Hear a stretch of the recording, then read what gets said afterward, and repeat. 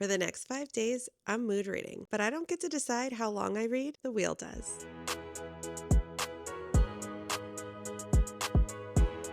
Hello and welcome back to my channel. Welcome if you are new. Today we're going to do a mood reading vlog, but with a little twist. Lately I've gotten into the habit of binge watching TV again, and my reading has kind of taken a backseat. And the best way I found to get back into my habit of reading every single night is to give myself a challenge and a timer. So for the next week, I will be mood reading whatever I'm in the mood for, whatever vibe I am feeling. But our wheel is going to decide exactly how long that's going to be for. Now, on this wheel, we have times ranging from extremely manageable, like 20 minutes a day, to what the heck did I just do to myself? Meaning, either I'm DNFing this book or I am reading till I finish today. And no matter what it lands on, I will be reading for that amount of time, no matter what.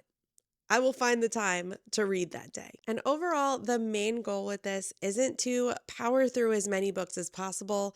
It's not to read as many pages as possible. It is simply to get back into the habit of reading daily, which honestly puts me in a much better mood when I get my reading time, because that's how I refill my well. But I'm also curious to see how the different lengths of time affect my mood for that day, my enjoyment for the book, and whether there's that sweet spot amount of time of reading that I'll be able to replicate daily. And honestly, get back to being a more consistent reader, which is really what the goal is here. So just to recap, each day I will spin the wheel, set a timer, and check in with you after, or maybe even during if it's a long one, to tell you how I'm feeling about it and what I'm reading. So grab a cozy drink, get comfortable, and let's spin the wheel for today and see how much we are reading.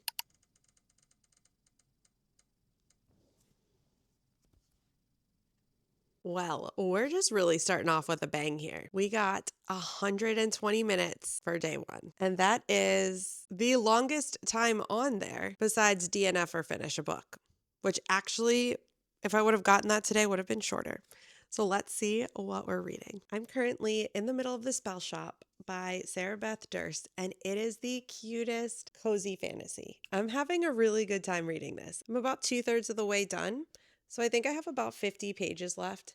There is a sentient plant in this book that I want him. There's just something about a cute little plant that can talk and read and has such a unique personality that I would just absolutely love. In this book, we're following our main character, Kiela, and she is a librarian in this great city, and there's an emperor. Something happens where a rebellion is fighting the emperor, and the rebellion gets into the library and starts burning it. She saves as many books as she can, gets on a boat with her plant, and leaves. They end up traveling to her childhood home where they open a jam shop. And they just so happen to have some spell books that they saved, and they're selling remedies as well. And in this emperor's land, you are not allowed to do magic unless you are a sorcerer. So technically, it's illegal. So that's where we are with this book. I'm going to set a timer for 120 minutes, which is 2 hours. I am sure we'll finish this book and probably start another, but I will bring you back once I finish.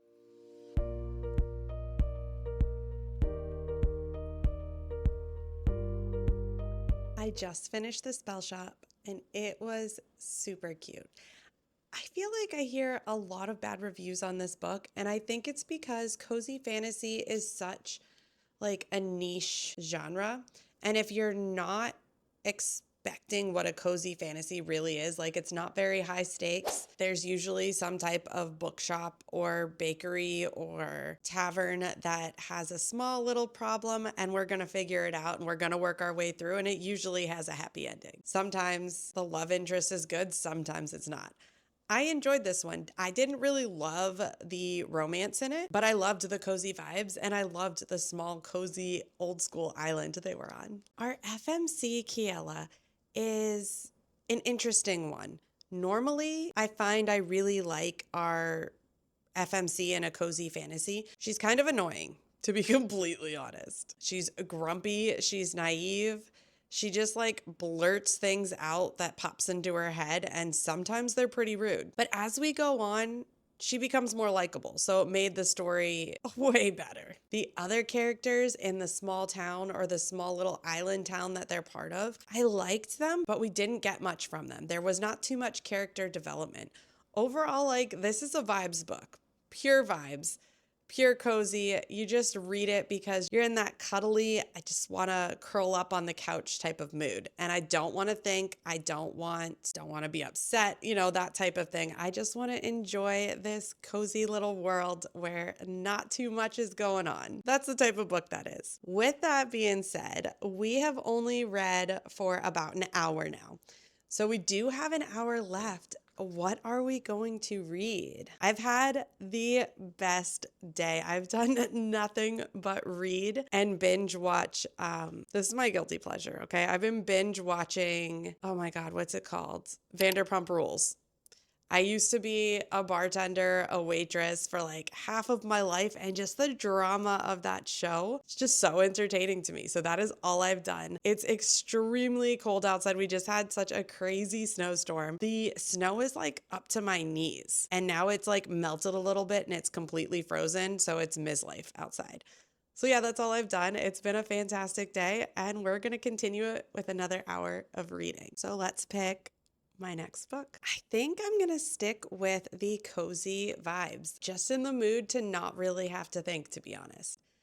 We're going to go with Magical Midlife Madness by K.F. Breene. And this is on Kindle Unlimited, so I'm going to be reading it on my Kindle. It's a pretty short book. It's under 400 pages. And what intrigues me is this cozy fantasy is about somebody in their midlife, I'm assuming 30s and 40s.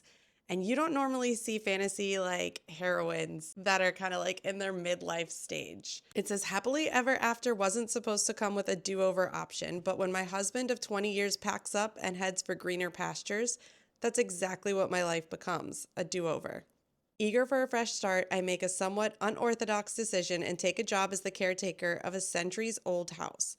A mansion, actually, in a cute little town off the beaten track. The other caretakers, a butler who insists on wearing a cape, and an Irish woman who thinks it is perfectly reasonable to throw rocks at tourists. Still, it could be worse. The grumpy bartender at the town pub is very nice to look at, and the job is temporary. I can handle a little weird for a few months. It turns out, however, that it isn't just a house, and I can't just leave. Not after I find out what's hidden there. In the end, it is the strange crew and grumpy alpha that are all that stand between me and a life I could never imagined.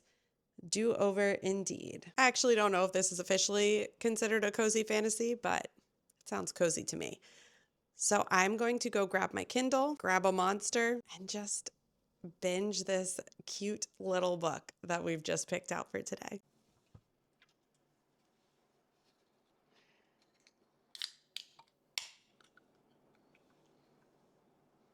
Guys, my hair is wild right now.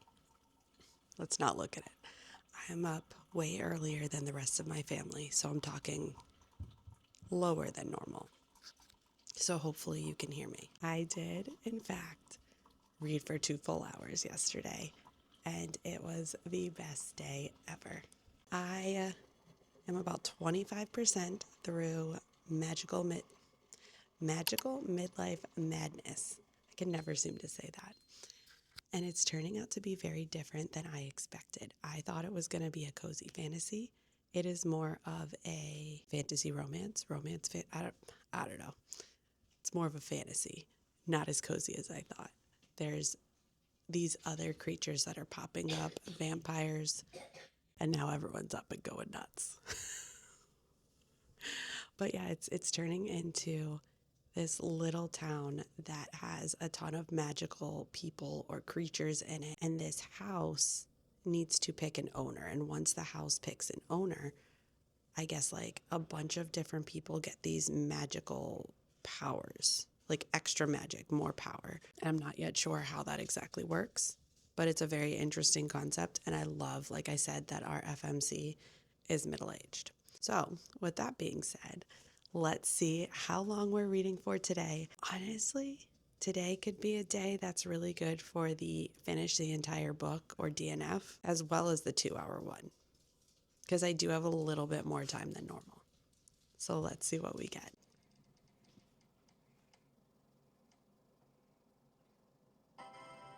Okay, so we only got 30 minutes today. I definitely think that's doable. And you know what? If we're having a good time, there's no rule that says I can't read more than the time on the spinner.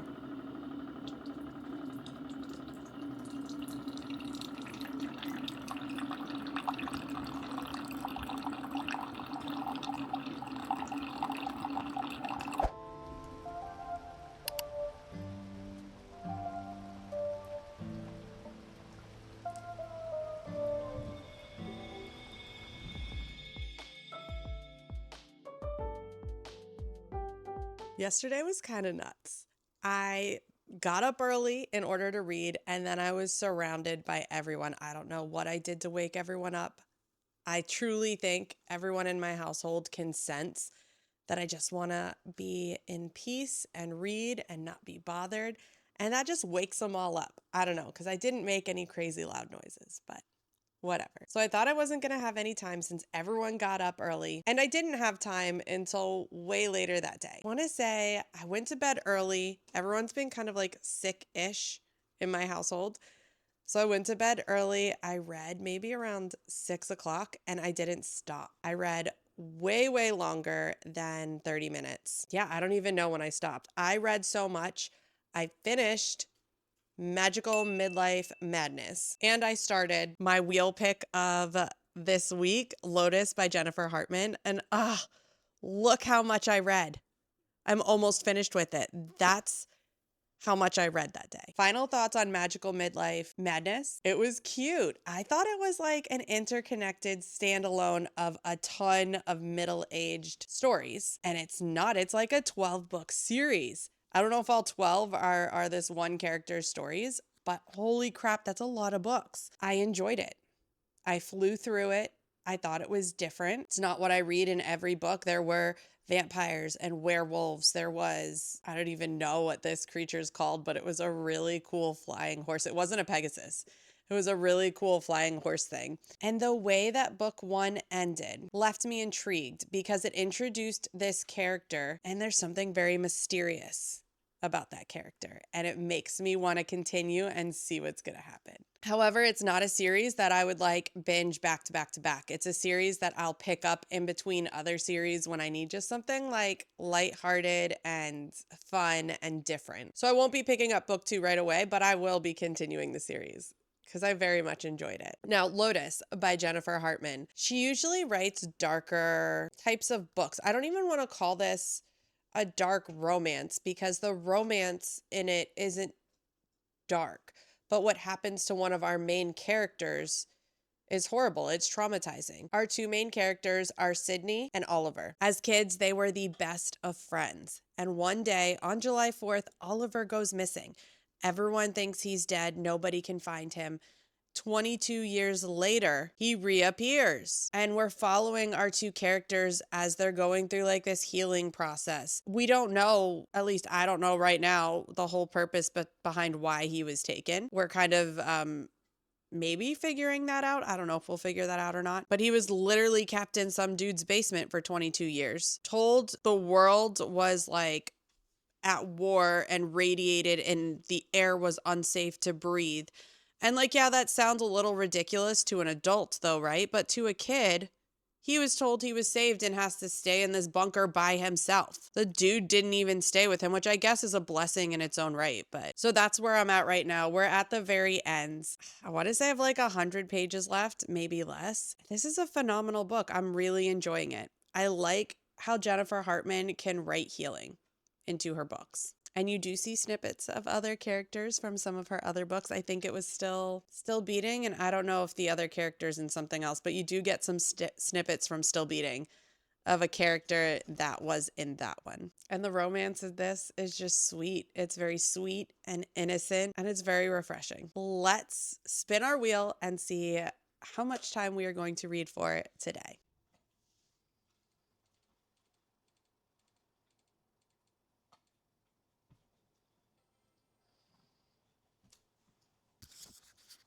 We got 30 minutes again. And you know what? that works out pretty well, I think. I do need to bake some bread, and we're like in this process where we might be moving, we might not be moving. My husband got a job offer, so we're like kind of deciding whether that's what we're going to do or not and what's going on with it. So, like, there's things around the house that have to get done. So, 30 minutes works. And like I said last time, if I want to keep reading, nothing is stopping me. This is just to get me back into the habit of reading daily. And once we're in that habit, I'll do this again with some crazier times as my dog goes nuts with his little squeaky toy. So I'm going to start my dough so it could start growing, or whatever you call that. And then we're going to read Lotus while it grows. This is what it looks like after it's grown. I decided to make honey wheat, so it's about ready to go in the oven now. I finished Lotus by Jennifer Hartman, and it did not make me sob like Still Beating, but it still just is such a heartwarming story. The ending did have a twist that I didn't see coming. However, I didn't feel super connected to all of the characters, but it was a beautiful story, and her writing is just so easy to get sucked into. I loved it. I would recommend it. I wouldn't even say like it's a good time. It's a sad freaking story, but it's a good story. Filled with healing and trauma and just pushing through. Life is life, and when bad things happen, you just have to push through. As you've seen, my bread came out pretty freaking good yesterday. Pretty happy with it. Let's spin the wheel and see how long we're reading for today. Oh, I don't even think I told you. I did finish my 30 minutes. I read a little longer than 30 minutes. I wanted to finish the book. So let's spin the wheel and see how long we are reading for today. And honestly, I'm kind of hoping for like the long one. And I'm realizing the farther we go along in this mood reading challenge, I guess we can call it, the more I want to read. I'm not really hoping for shorter times. I'm hoping for longer. And I'm just getting really sucked back into a good reading space. It could also be the fact that I'm reading whatever I'm in the mood for. That could be it too. Give us something good.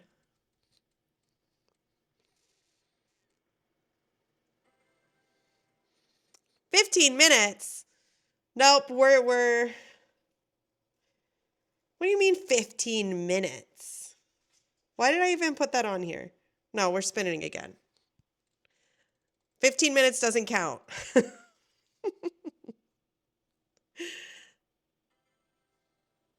75 minutes. Better. I was going to say, did it just give me that again? 75 minutes. That sounds like a good amount of time. I will definitely be adding longer times to the next one I do this. 15 minutes.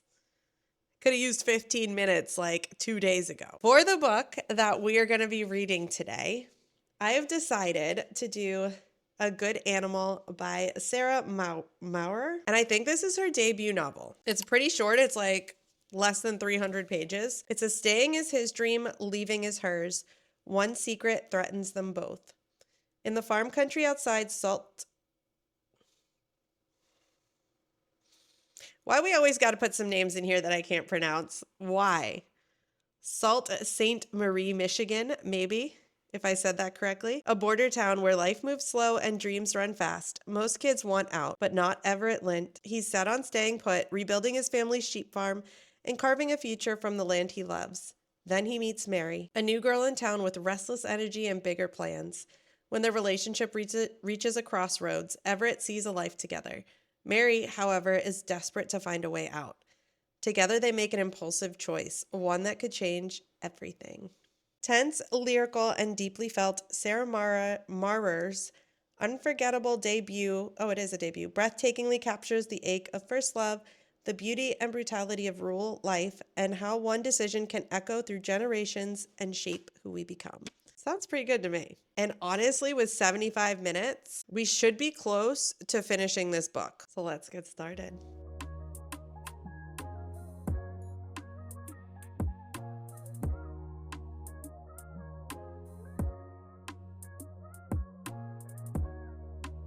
Good morning. I am exhausted today. It's technically like 9:30 in the morning right now, and I hop back in bed. I got up, I got everybody ready for the day.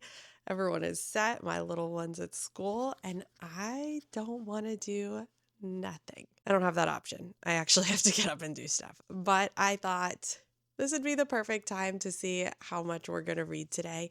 I did complete my 75 minutes of reading time yesterday. I don't think I went over really. I think that was the perfect amount of time. I am halfway through A Good Animal, and it's different. I think it's a literary fiction, so it's going to be more character driven. It's not going to be like heavy plot. And we're following Everett, and he's just a farmer. He's a sheep farmer. He has a very simple life. He raises sheep, he shows them at the county fair, and that's what he does. He goes to school because he has to, but he knows like he doesn't have to do well. He just needs to graduate. His great great grandparents own this land and this house that his family's living in, and they've been living there ever since. Every single generation has lived in this house on this land, and they've all been sheep farmers. And he meets this girl, and I can't remember her name, Mary. He meets Mary. Mary has been traveling around her whole life. Her dad's in the Coast Guard, and he's now in this town. It's her senior year. She cannot wait to graduate so she can get out. She can get out. She doesn't have to follow her dad around anymore. She can find a place to settle and figure out who she is. These two characters have come into each other's lives, and they're falling for each other, and they like each other, but they both know that since the beginning, Mary's wanted a GTFO.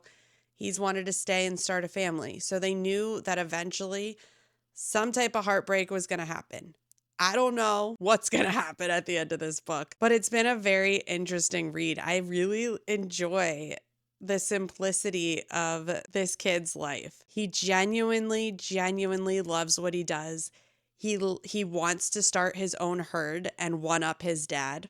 He wants his herd to be better than his dad, so he's getting this opportunity to go get his own ram, and his dad's going to give him like the very young females to start a herd with, and they're going to see what happens. And I think that's just, there's something very beautiful about a very simple, enjoyable life. It's not always about like grand things all the time. So that's where we're at. I feel like that just woke me up because I'm excited to read more about it.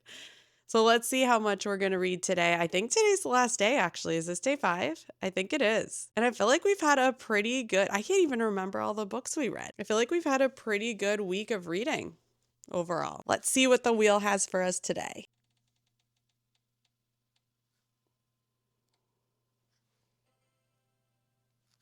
"30 minutes. I have about 100 pages left. In 30 minutes, I think we'll be almost done with the book. And I think that works out for today. I'm happy with that. If we finish the book, we finish it.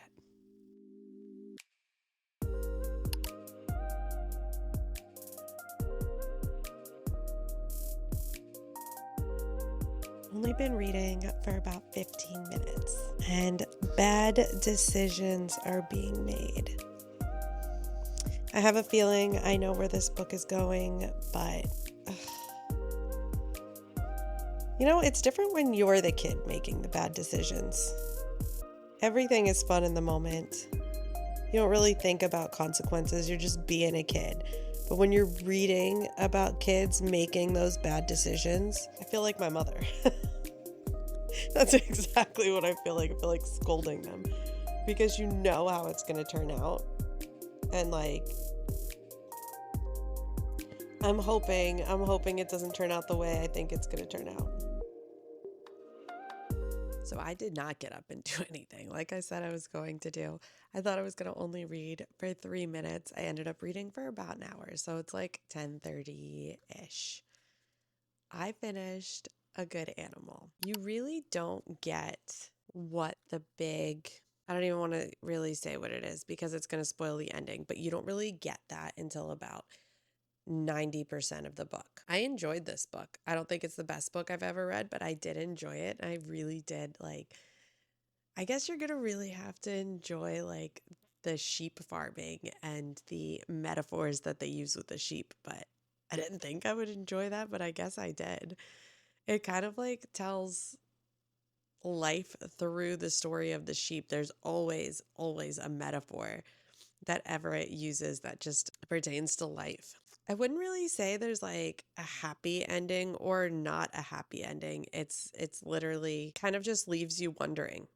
It doesn't give you an answer at the end to whether it's happy or not happy or what exactly happens after the event that occurs. But I overall did have a good time. I'm still processing everything that I read. And I don't know if I'm going to rate this like a 3.5, or 4 stars. I think I'm going to sit on it and see how I feel in a couple hours. That brings us to the end of this mood reading vlog. I would say I have successfully gotten back into the habit of reading daily. What I did learn from this kind of little, I guess, experiment is that shorter reading times don't work for me.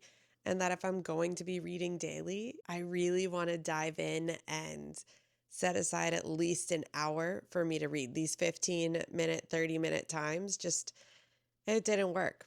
So I think the next time I do this wheel, maybe I'll do it by pages instead. So that way I'm getting like a good chunk of a book read instead of 15 minutes, which is barely anything of a book. Let me know in the comments if there's any specific type of reading vlog you would like to see or any type of spinning the wheel choices you would like to see added on there. I think we made it through 4 books. If I'm correct, I should probably keep track of that better. I think it was the SpellShop, Magical, Midlife, Madness, Lotus, and then A Good Animal. So I think we did make it through 4 books. It's actually pretty impressive for 5 days. If you're new, make sure to hit that subscribe button. And if you enjoyed the video, please leave a like. I appreciate you guys going on this little wheel spinning journey with me. And I will see you in the next one.